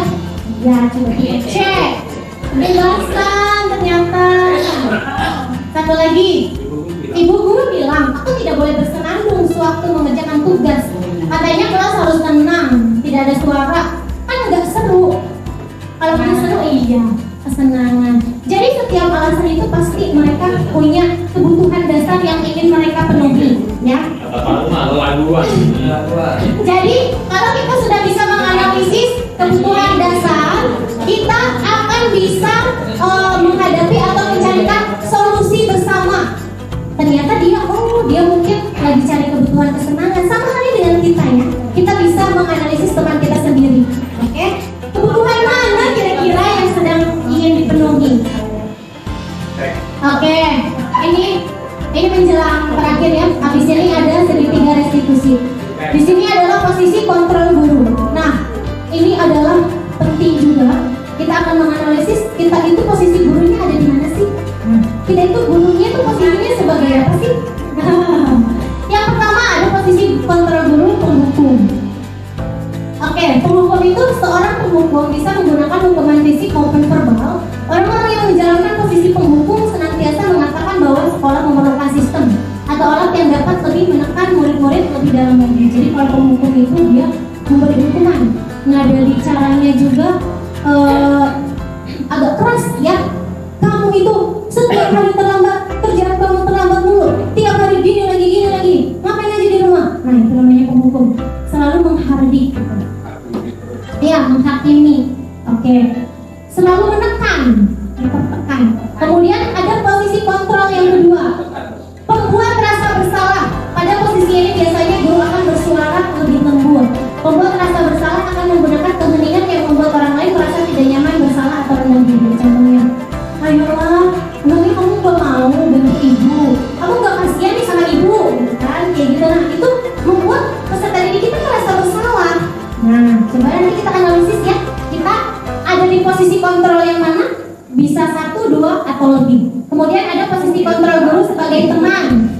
Guru pada posisi ini tidak akan menyakiti murid, namun akan tetap berupaya mengontrol murid melalui persuasi atau ajakan. Posisi teman pada guru bisa negatif ataupun positif positif. Positif di sini berupa hubungan baik yang terjalin antara guru dan murid. Kalau posisi teman ini ada positif dan negatif. Kalau positif berarti guru dan murid ini bagaikan teman ya. Kalau misalkan negatifnya dalam posisi teman ini, intinya artinya adalah dia selalu menutupi kesalahan peserta didiknya. Misal dia melakukan pelanggaran, udah nggak apa-apa, nanti ibu yang bilangin kepala sekolah, udah nggak apa-apa, nggak bakalan ketahuan. Nah itu namanya teman, tapi dalam arti yang negatif. Jadi peserta didik pasti selalu bertergantungan kepada gurunya, karena gurunya yang selalu menghandle kesalahannya. Nah, ya membela. Kalau positifnya itu adalah ya sebagai teman, berarti kan bagus ya guru dan murid sebagai teman. Oke, ada dua posisi lagi. Kita sebagai apa nih? Yang keempat adalah pemantau. Ini tingkatannya makin tinggi ya. Pemantau berarti mengawasi. Pada saat kita mengawasi, kita bertanggung jawab atas perilaku orang lain yang kita awasi. Peraturan dan konsekuensi. Nah, intinya kalau kita posisinya pada pemantau, itu adalah kita selalu membahas peraturannya apa, konsekuensinya apa, keyakinan kelasnya apa. Nah, itu selalu membahas kesepakatan. Itu namanya pemantau. Ya. Ya, silakan analisis kalau misalkan Pak Andi itu maksudnya ke pembuku, rasa bersalah, teman, pemantau, atau satu lagi yang diharapkan pada diri posisi guru adalah posisi guru sebagai control manager. Kenapa? Karena manajer adalah posisi di mana guru berbuat sesuatu bersama dengan murid, mempersilahkan murid mempertanggungjawabkan perilakunya, mendukung murid agar dapat menemukan solusi atas permasalahannya sendiri. Di manajer, murid diajak untuk menganalisis. Intinya, kalau manajer ini adalah ini yang diharapkan ya pada diri seorang guru. Di manajer ini dia adalah sebagai pemantau dulu. Dia nanya sanksinya apa, konsekuensinya apa, keyakinan kelas yang kamu langgar itu apa. Bisakah kamu memperbaikinya? Maukah kamu memperbaikinya? Nah, kemudian mencari solusi bersama-sama terhadap kesalahan yang guru buat. Itu adalah manajemen. Ya. Setiap orang itu, setiap guru pasti pernah melewati proses. Oh, saya waktu itu penghukum, saya waktu itu pembuat rasa bersalah, waktu itu teman, pemantau, manajer. Tapi semua proses itu kita gunakan agar kita menjadi seorang manajer idealnya, menjadi seorang guru posisi manajer. Ya, kalaupun kita mau berpindah, baiknya kita pemantau manajer boleh. Itu masih posisi yang memberikan efek baik bagi murid. Kemudian ini kita isi bersama-sama lagi ya. Istilah kolom siapa yang mengatakan dengan posisi kontrol mana yang sering diucapkan. Oke, yang pertama, terlambat lagi. Pasti terlambat lagi, selalu datang terlambat. Kapan bisa datang tepat waktu? Posisi apa ini? Penghukum, rasa bersalah, teman, pemantau, manajer. Betul sekali, penghukum. Adi, ayolah, bagaimana sih kamu? Kemarin kamu sudah janji ke bapak, bukan? Kenapa terlambat lagi? Sambil tertawa ringan. Ya, sudah tidak apa-apa. Duduk dulu sana, nanti Pak Guru bantu. Kamu ini sendiri ya, teman, betul. Kamu terlambat 15 menit. Apakah kamu sudah mengerti konsekuensi yang harus dilakukan bila terlambat? Konsekuensi tadi? Pemantau, betul. Adi, kamu ini bagaimana ya? Kamu sudah berjanji dengan ibu tidak akan terlambat lagi. Kamu kenapa ya senang sekali mengecewakan ibu? Ibu benar-benar kecewa sekali. Membuat rasa bersalah ya. Membuat rasa bersalah, betul. Yang terakhir, nah apa yang kita yakini? Apakah kamu meyakininya? Jika kamu meyakininya, apakah kamu bersedia memperbaikinya? Manajer, ini adalah tahapan guru yang kita harapkan. Alhamdulillah. Ini aku juga sebenarnya ketika melihat ini, oh ternyata seperti ini. Peran saya sebagai guru ternyata belum maksimal gitu. Iya, betul sekali. Aku juga baru tahu ini dan mari kita perbaiki bersama. Oke, nah ini kenapa sih kok kita harus nih berkutat teman sepertinya boleh tapi sekali aja berkutat di teman, pemantau dan manajer. Nah kalau 1, 2, 3, 4 ini masih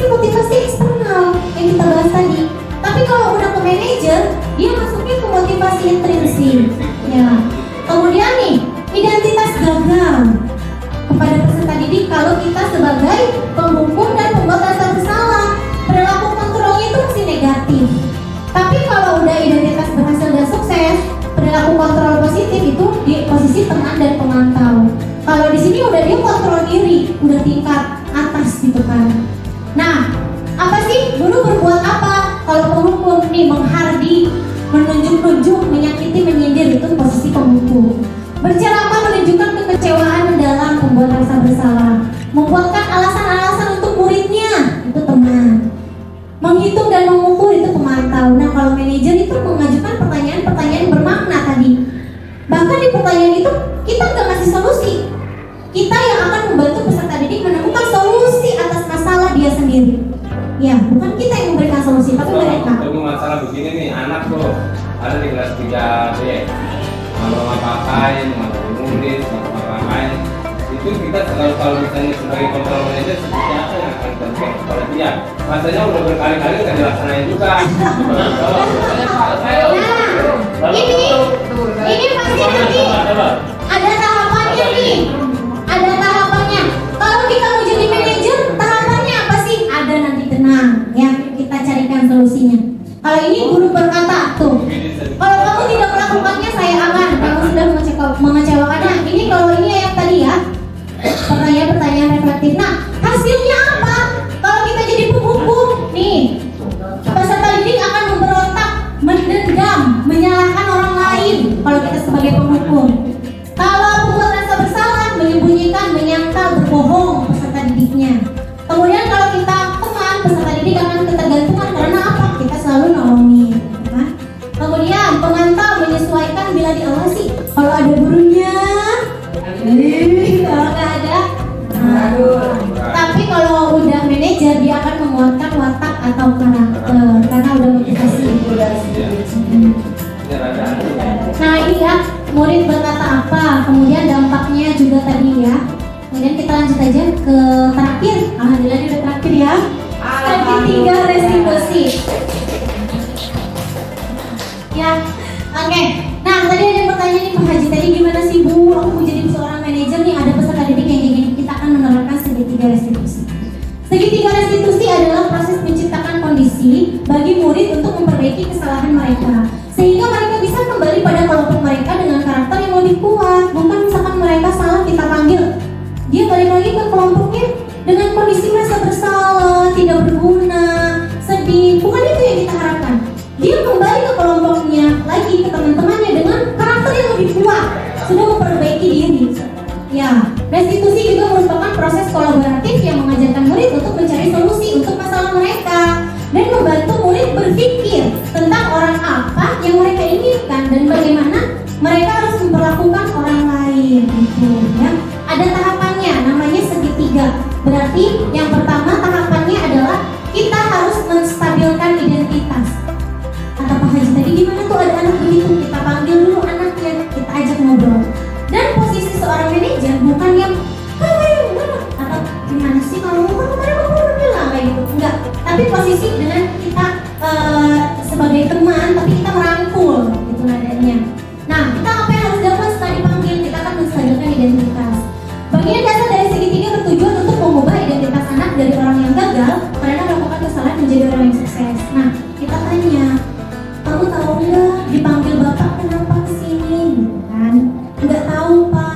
Coba kamu tadi inget-inget lagi di kelas, bapak lagi ngejelasin kamu apa yang dilakukan, gitu kan? Kita bisa tanya baik-baik. Aku nggak pernah bawa. Nah, kita tanya dulu. Ayo doang. Tadi bapak mengajar tuh. Banyak di Ya, kita harus lakukan segitiga restitusi. Kalau didiamkan, itu akan berkelanjutan. Bisa ditanya, tadi pas bapak ngejelasin, kamu bawa buku nggak ya kira-kira? Enggak Pak, kan? Oke, kenapa kamu nggak bawa buku lupa? Oh iya, bapak juga kadang lupa. Kita manusia, kita harus stabilkan dulu identitasnya. Nggak boleh kita langsung menghati, kita stabilkan dulu. Kita seolah-olah membela, tapi mengharapkan iya, bapak juga sama lupa ya. Bapak juga sering lupa. Kadang bapak juga lupa bawa HP, bawa buku atau apa ke kelas. Sama kamu juga ya. Nah, tapi berbuat salah itu nggak apa-apa. Tapi kira-kira ini perbuatan yang benar atau tidak? Nah, validasi tindakan yang salah. Kita harus validasi bahwa tindakan dia itu salah, baru kita masuk. Nah, setiap tindakan kita lakukan dengan suatu tujuan, yaitu memenuhi kebutuhan dasar. Kalau kita memahami kebutuhan dasar yang tadi yang ada 5, itu sebuah tindakan kita akan menemukan cara paling efektif. Apa yang kita tanyakan? Sudah kita stabilkan tadi? Ayo, coba alasan kamu apa sih? Kamu nggak bawa buku ya ketika bapak menjelaskan? Pasti dia akan cerita. Karena kita pun adanya ya enggak. Karena kalau anak-anak kita panggil tuh pasti dia dalam badan gede-gede. Karena kita selalu marahin. Bukan bapak ibu aja, sama saya juga ya. Ada juga emosi jiwa gitu kan. Kemudian nih, kalau ini misal ada anak dia lagi diejek nih, diejek sama temennya. Dia membela diri dengan misalkan mukul meja. Nah, kita harus stabilkan identitasnya dulu. Kita harus validasi tindakan dia salah. Kamu nggak apa-apa kayak gitu, berarti kamu dalam membela diri. Karena dia kan dia diejek, terus dia ngelawan. Kita harus stabilkan dulu. Kamu mungkin bersikap seperti itu bagus karena membela diri. Bapak juga marah kalau misalkan bapak diejek, gitu kan? Nah, tapi apakah ada cara lain yang lebih baik? Nah, kita jangan kasih tahu cara dan solusinya, biarkan dia berpikir. Nah, setelah itu kita menanyakan keyakinan. Udah kita tanya alasan ya. Ketika identitas sukses dalam mencapai keyakinan nih, identitas sudah stabil. Validasi kita udah tindakan salah dia, udah kita validasi alasannya kenapa. Harus tanya alasannya. Nah, kita balik lagi nih, apa yang kita percaya sebagai kelas atau keluarga. Karena sebelumnya kita harus membuat keyakinan kelas dulu. Nah, keyakinan kelas ini kita tanya, kira-kira kamu melanggar keyakinan kelas yang mana ya? Tadi saya nggak menghargai teman, nggak menyayangi, berarti saya tadi melanggar saling menyayangi dulu. Gitu. Kamu bersedia untuk memperbaiki? Kita tanya dulu bersedia. Kira-kira gimana ya cara untuk memperbaikinya supaya kamu menyayangi teman? Kita jangan kasih tahu, tapi kita hanya, misalkan kita tahu solusi, kita hanya memberikan pertanyaan-pertanyaan yang mendukung anak tersebut menemukan jawabannya. Itu. Oke, selanjutnya lah ini gambaran segitiga restitusi. Ya, yang di bawah adalah menstabilkan identitas. Setiap orang pasti pernah melakukan kesalahan. Kamu bukan satu-satunya yang pernah melakukan ini, ya. Sama kita juga manusia, guru pernah salah gitu kan. Jadi jangan terlalu menghakimi. Kemudian validasi tindakan salah. Kamu tentu punya alasan, tanya alasannya. Adakah cara yang lebih efektif yang bisa dilakukan? Nah, setelah itu kita baru pun keyakinan kelas yang sudah disepakati. Tentunya harus tanya dulu keyakinan. Kita harus buat dulu keyakinan kelasnya. Kemudian kamu ingin menjadi orang seperti apa? Nah, itu bisa kita lakukan. Semoga bisa dapat memberikan dampak yang positif pada peserta didik. Silakan nih Pak Harun. Kelas 3 ya? Pak Haji tadi? Kelas 3. 3 apa tadi? 3 Oke, terakhir yaitu adalah video penerapan segitiga restitusi. Ya ampun, ini gak ada suara. Kalau uang karena kapan restitusi boleh minjem 100. Ini ceritanya acting di kelas. Itu ada yang tidur. Nah, ya plus sama. Nah, ini lagi ngajar ceritanya. Nah, kalau boleh minjem itu masuk.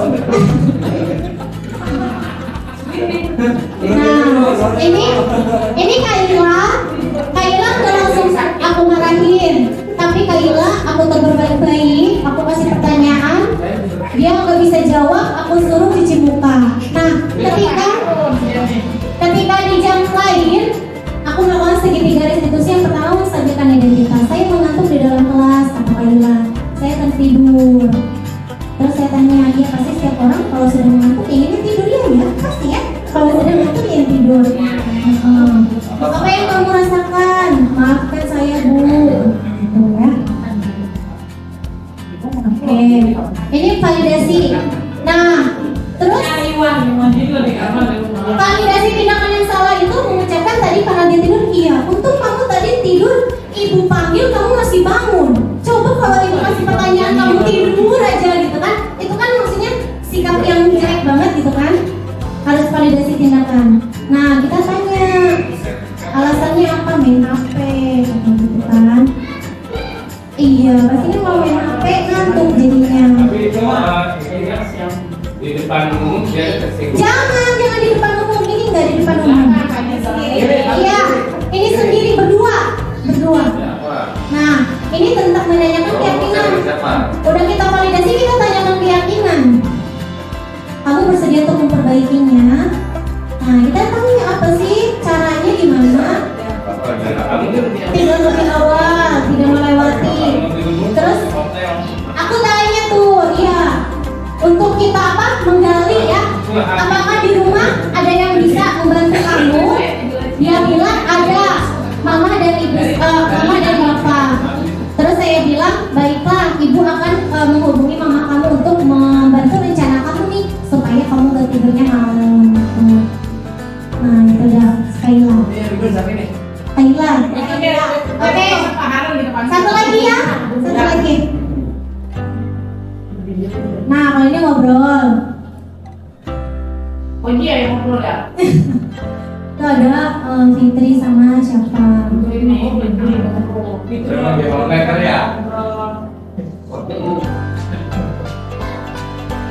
ngobrol aja tuh, aku ngejelasin mereka ngobrol gitu kan. Nah, terus ditegur dulu baik-baik. Setelah itu baru dipanggil berdua empat mata. Jangan di depan teman-temannya. Jangan. Oke, setelah dipanggil lagi. Nah, ini dipanggil kita setelah hitungan dulu. Kamu tahu nggak? Kenapa ibu panggil? Nggak tahu, dia jawab. Iya,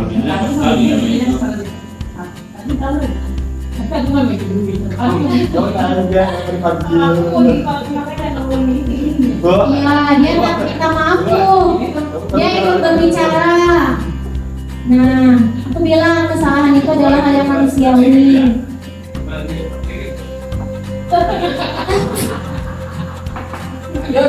Lanjut ya. Terus tadi juga masih validasi. Untungnya kamu tadi hanya mengobrol, enggak lari di lab komputer, ya kan?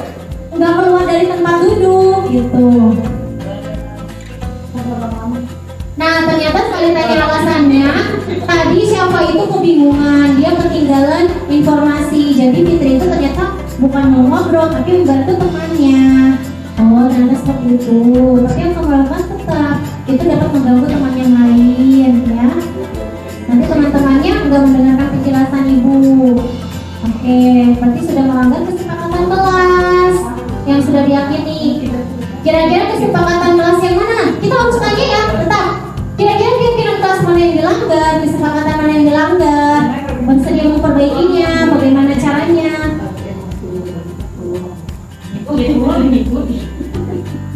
Oke, ini menanyakan keyakinan kelas sampai nanti dia menemukan solusinya, memperbaiki semua ini. Nah, dia kalau bicara ke tangan katanya gitu kan, baru menyampaikan yang ada di pikirannya, jangan ngobrol. Oke, kemudian lebih baik lagi. Oke, itu. Mungkin sampai sini ada yang mau ditanyakan. Ini adalah materi terakhir. Sebelum nanti mungkin saya minta refleksinya itu di link Padlet. Nah, Padlet ini nanti saya kirim ke grup, boleh diisi. Caranya gimana misinya? Misinya adalah nanti di sini. Nah, ini dashboard Padletnya tentang refleksi budaya positif. Nanti diisi ada 3 pertanyaan. Apa yang dipelajari pada kegiatan kali ini? Simpel aja, nggak usah panjang-panjang. Tinggal diklik tanda plusnya. Nah, nanti ditulis nama dan jawabannya. Kemudian apa yang dirasakan selama kegiatan berlangsung? Boleh nanti tulis nama dan jawabannya. Sama yang terakhir, pertanyaan ketiga, apa yang akan dilakukan setelah mengikuti kegiatan ini? Apa yang akan dilakukan? Klik tanda plusnya, tulis nama dan juga jawabannya. Kemudian nanti tulis enter. Oke, ini ya, ice breaking mau? Oke. Aku maunya SP. Oke. Aiwan. Kenapa? Videonya udah ini belum? Takutnya mati enggak? Tetap pinnya aja. Nyala, oke. Instruksinya adalah ibu berkata. Kalau saya udah bilang ibu berkata, jangan ikutin. Contoh, ibu berkata pegang kepala. Ikutin kan ibu berkata. Langsung ngikutin yang berkokok lu. Ibu berkata pegang kepala, pegang mata,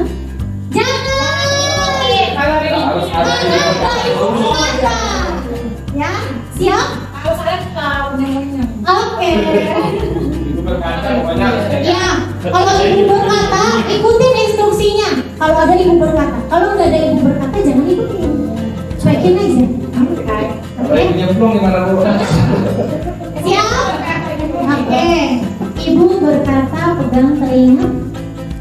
Ibu berkata pegang hidung. Pegang mata. Enggak termasuk, enggak termasuk. Ibu berkata pegang perut. Usap-usap perutnya. Jangan. Gunting. Oke. Ibu berkata pegang pundak temannya. Ibu berkata pijit-pijit. Oke, berhenti. Jangan diikutin dong.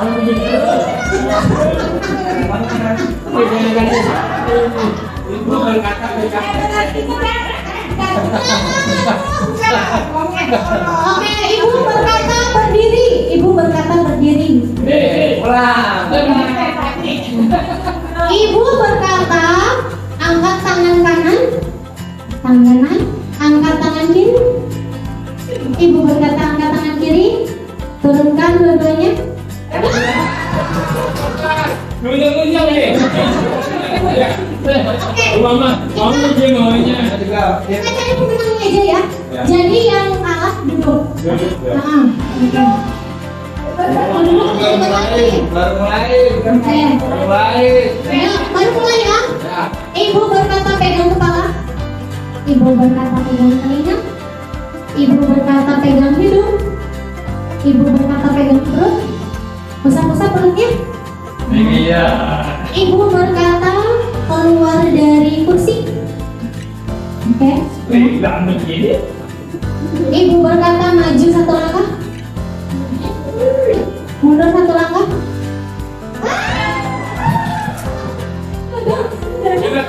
Ini masih kayak Ibu berkata angkat tangan kanan, angkat tangan kiri.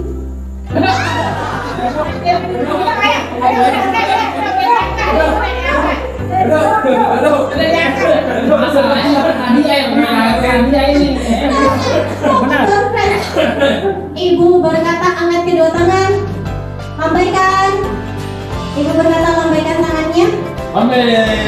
Turunkan. Ibu berkata turunkan. Maju satu langkah. Maju dua langkah. Mundur satu langkah. Ibu berkata jongkok. Berdiri lagi. Berdiri lagi.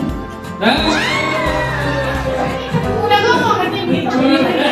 Enggak, aku ya salah udah. Nah, suami istri, Busri. Enggak, pikiran saya dia ngomongnya disuruh berdiri semuanya, kata jongkok. Nanti ini taktik ada. Oke. Itu dia emang. Ibu berkata berdiri. Buat lingkaran kecil di depan. Ibu berkata buat lingkaran kecil di sini di depan. Udah. Di kanan, di kanan. Sini. Kagak ada yang mengenalnya. Ibu berkata maju satu langkah, mundur satu langkah, mundur dua langkah. Ibu berkata mundur dua langkah, maju lagi. Oke, ibu berkata putar badan, putar-putar badan terus. Ibu berkata putar-putar badan. Ibu berkata putar-putar badan, berhenti. Semuanya.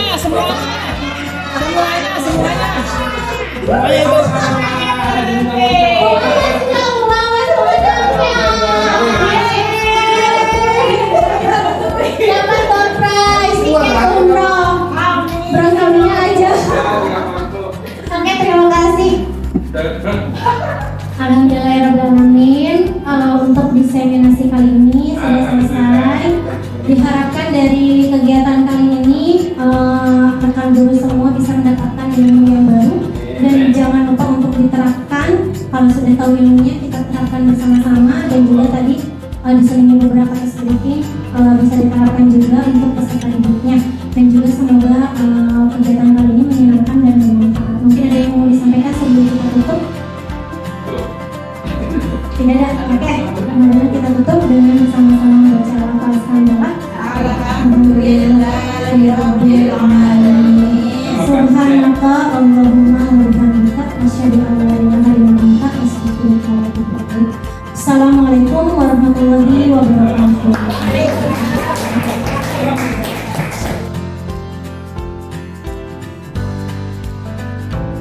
Warahmatullahi wabarakatuh. Waalaikumsalam warahmatullahi wabarakatuh. Oke, sebelumnya ketika pertama masuk di kelas 6D, masih ingat pernah kita membuat peraturan bersama?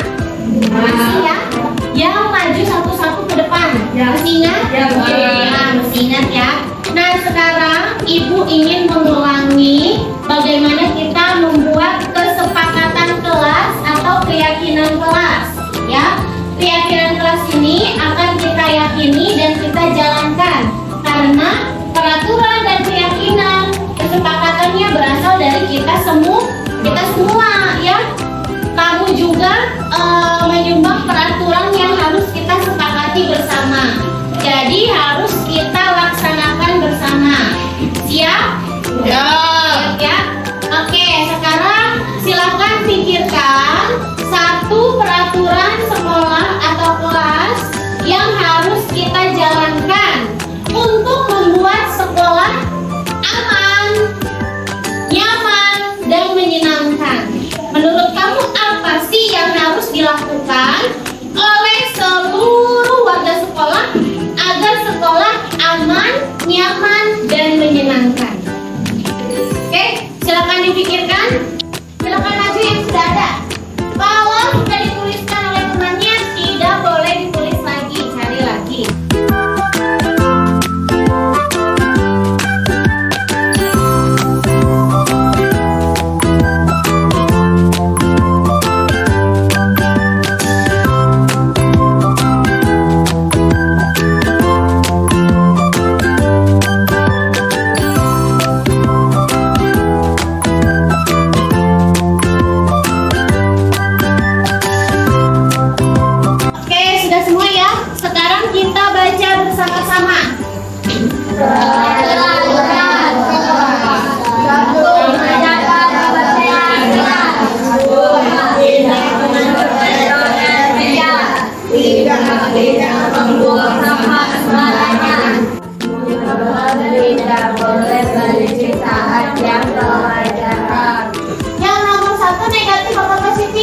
Positif ya, menjaga kebersihan kelas.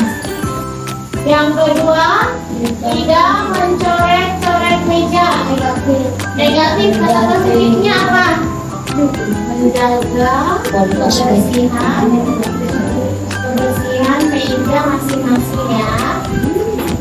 Kedua, tidak boleh berisik saat jam pelajaran.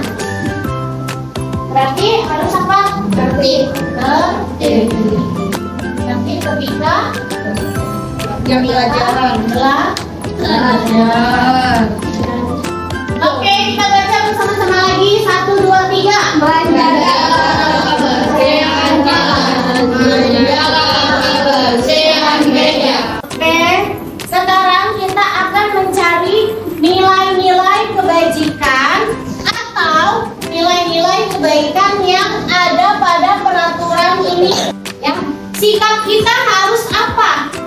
Yang pertama, menjaga kebersihan kelas. Berarti nilai kebajikannya apa? Berarti benar ya,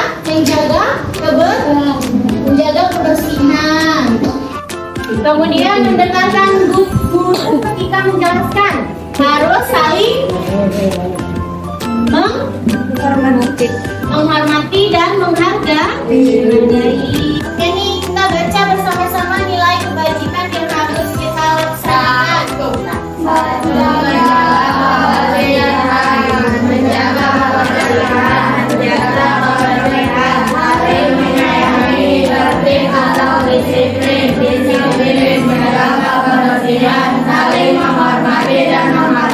Oke, dengan kata lain, sesuai kesepakatan kelas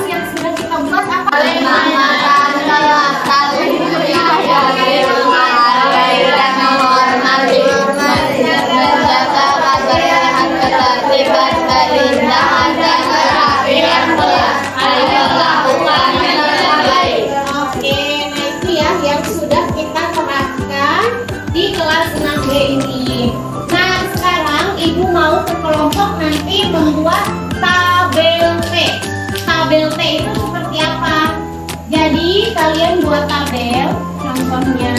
Nah, ini tabel T.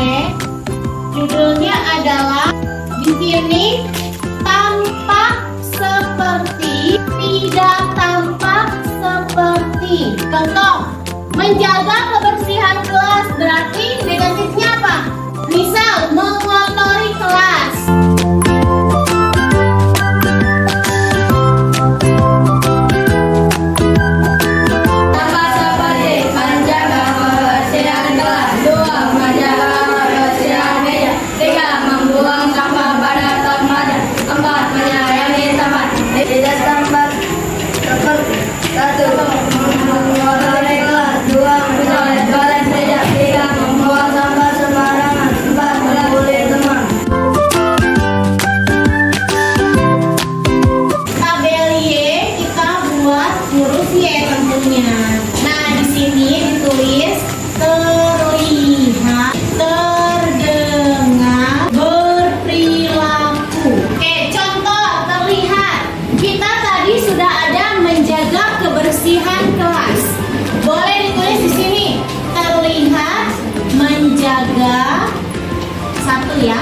Menjaga kebersihan kelas.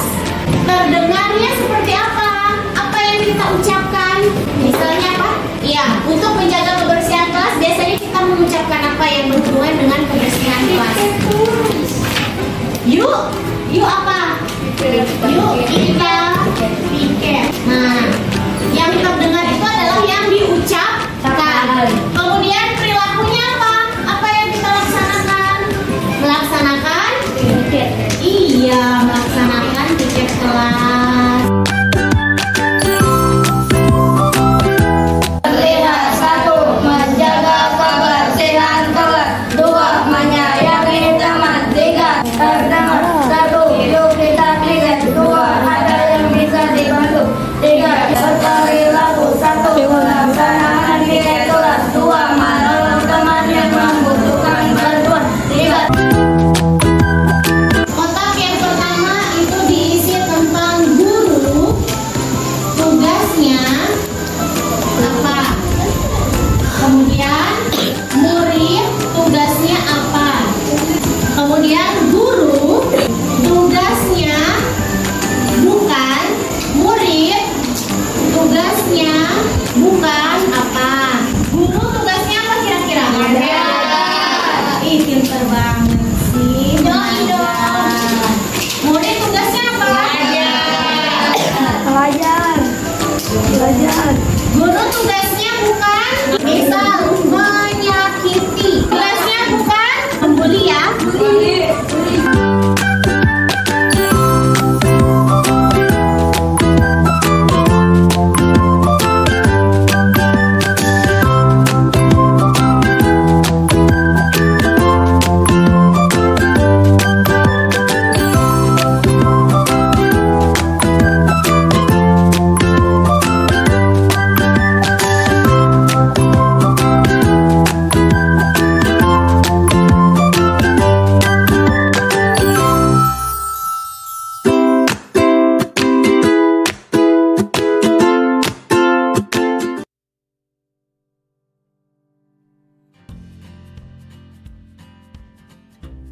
Assalamualaikum warahmatullahi wabarakatuh. Saya Maila dari kelas 6B. Perasaan saya ketika melakukan keyakinan kelas sangat senang. Melakukan keyakinan kelas sangat penting karena membuat kelas menjadi nyaman. Wassalamualaikum warahmatullahi wabarakatuh. Assalamualaikum warahmatullahi wabarakatuh. Saya Farajah dari kelas 6B. Bagaimana perasaan kamu saat mempunyai keyakinan kelas? Saya sangat senang karena bisa membuat keyakinan kelas. Apakah menurutmu pembuatan keyakinan kelas penting dilakukan? Ya, menurutmu mengapa pembuatan keyakinan kelas sangat penting untuk dilakukan agar kelas menjadi aman dan tertib? Assalamualaikum warahmatullahi wabarakatuh. Saya dari kelas 6B adik. Perasaan saya sangat senang ketika membuat keyakinan kelas karena membuat kita disiplin. Assalamualaikum warahmatullahi wabarakatuh.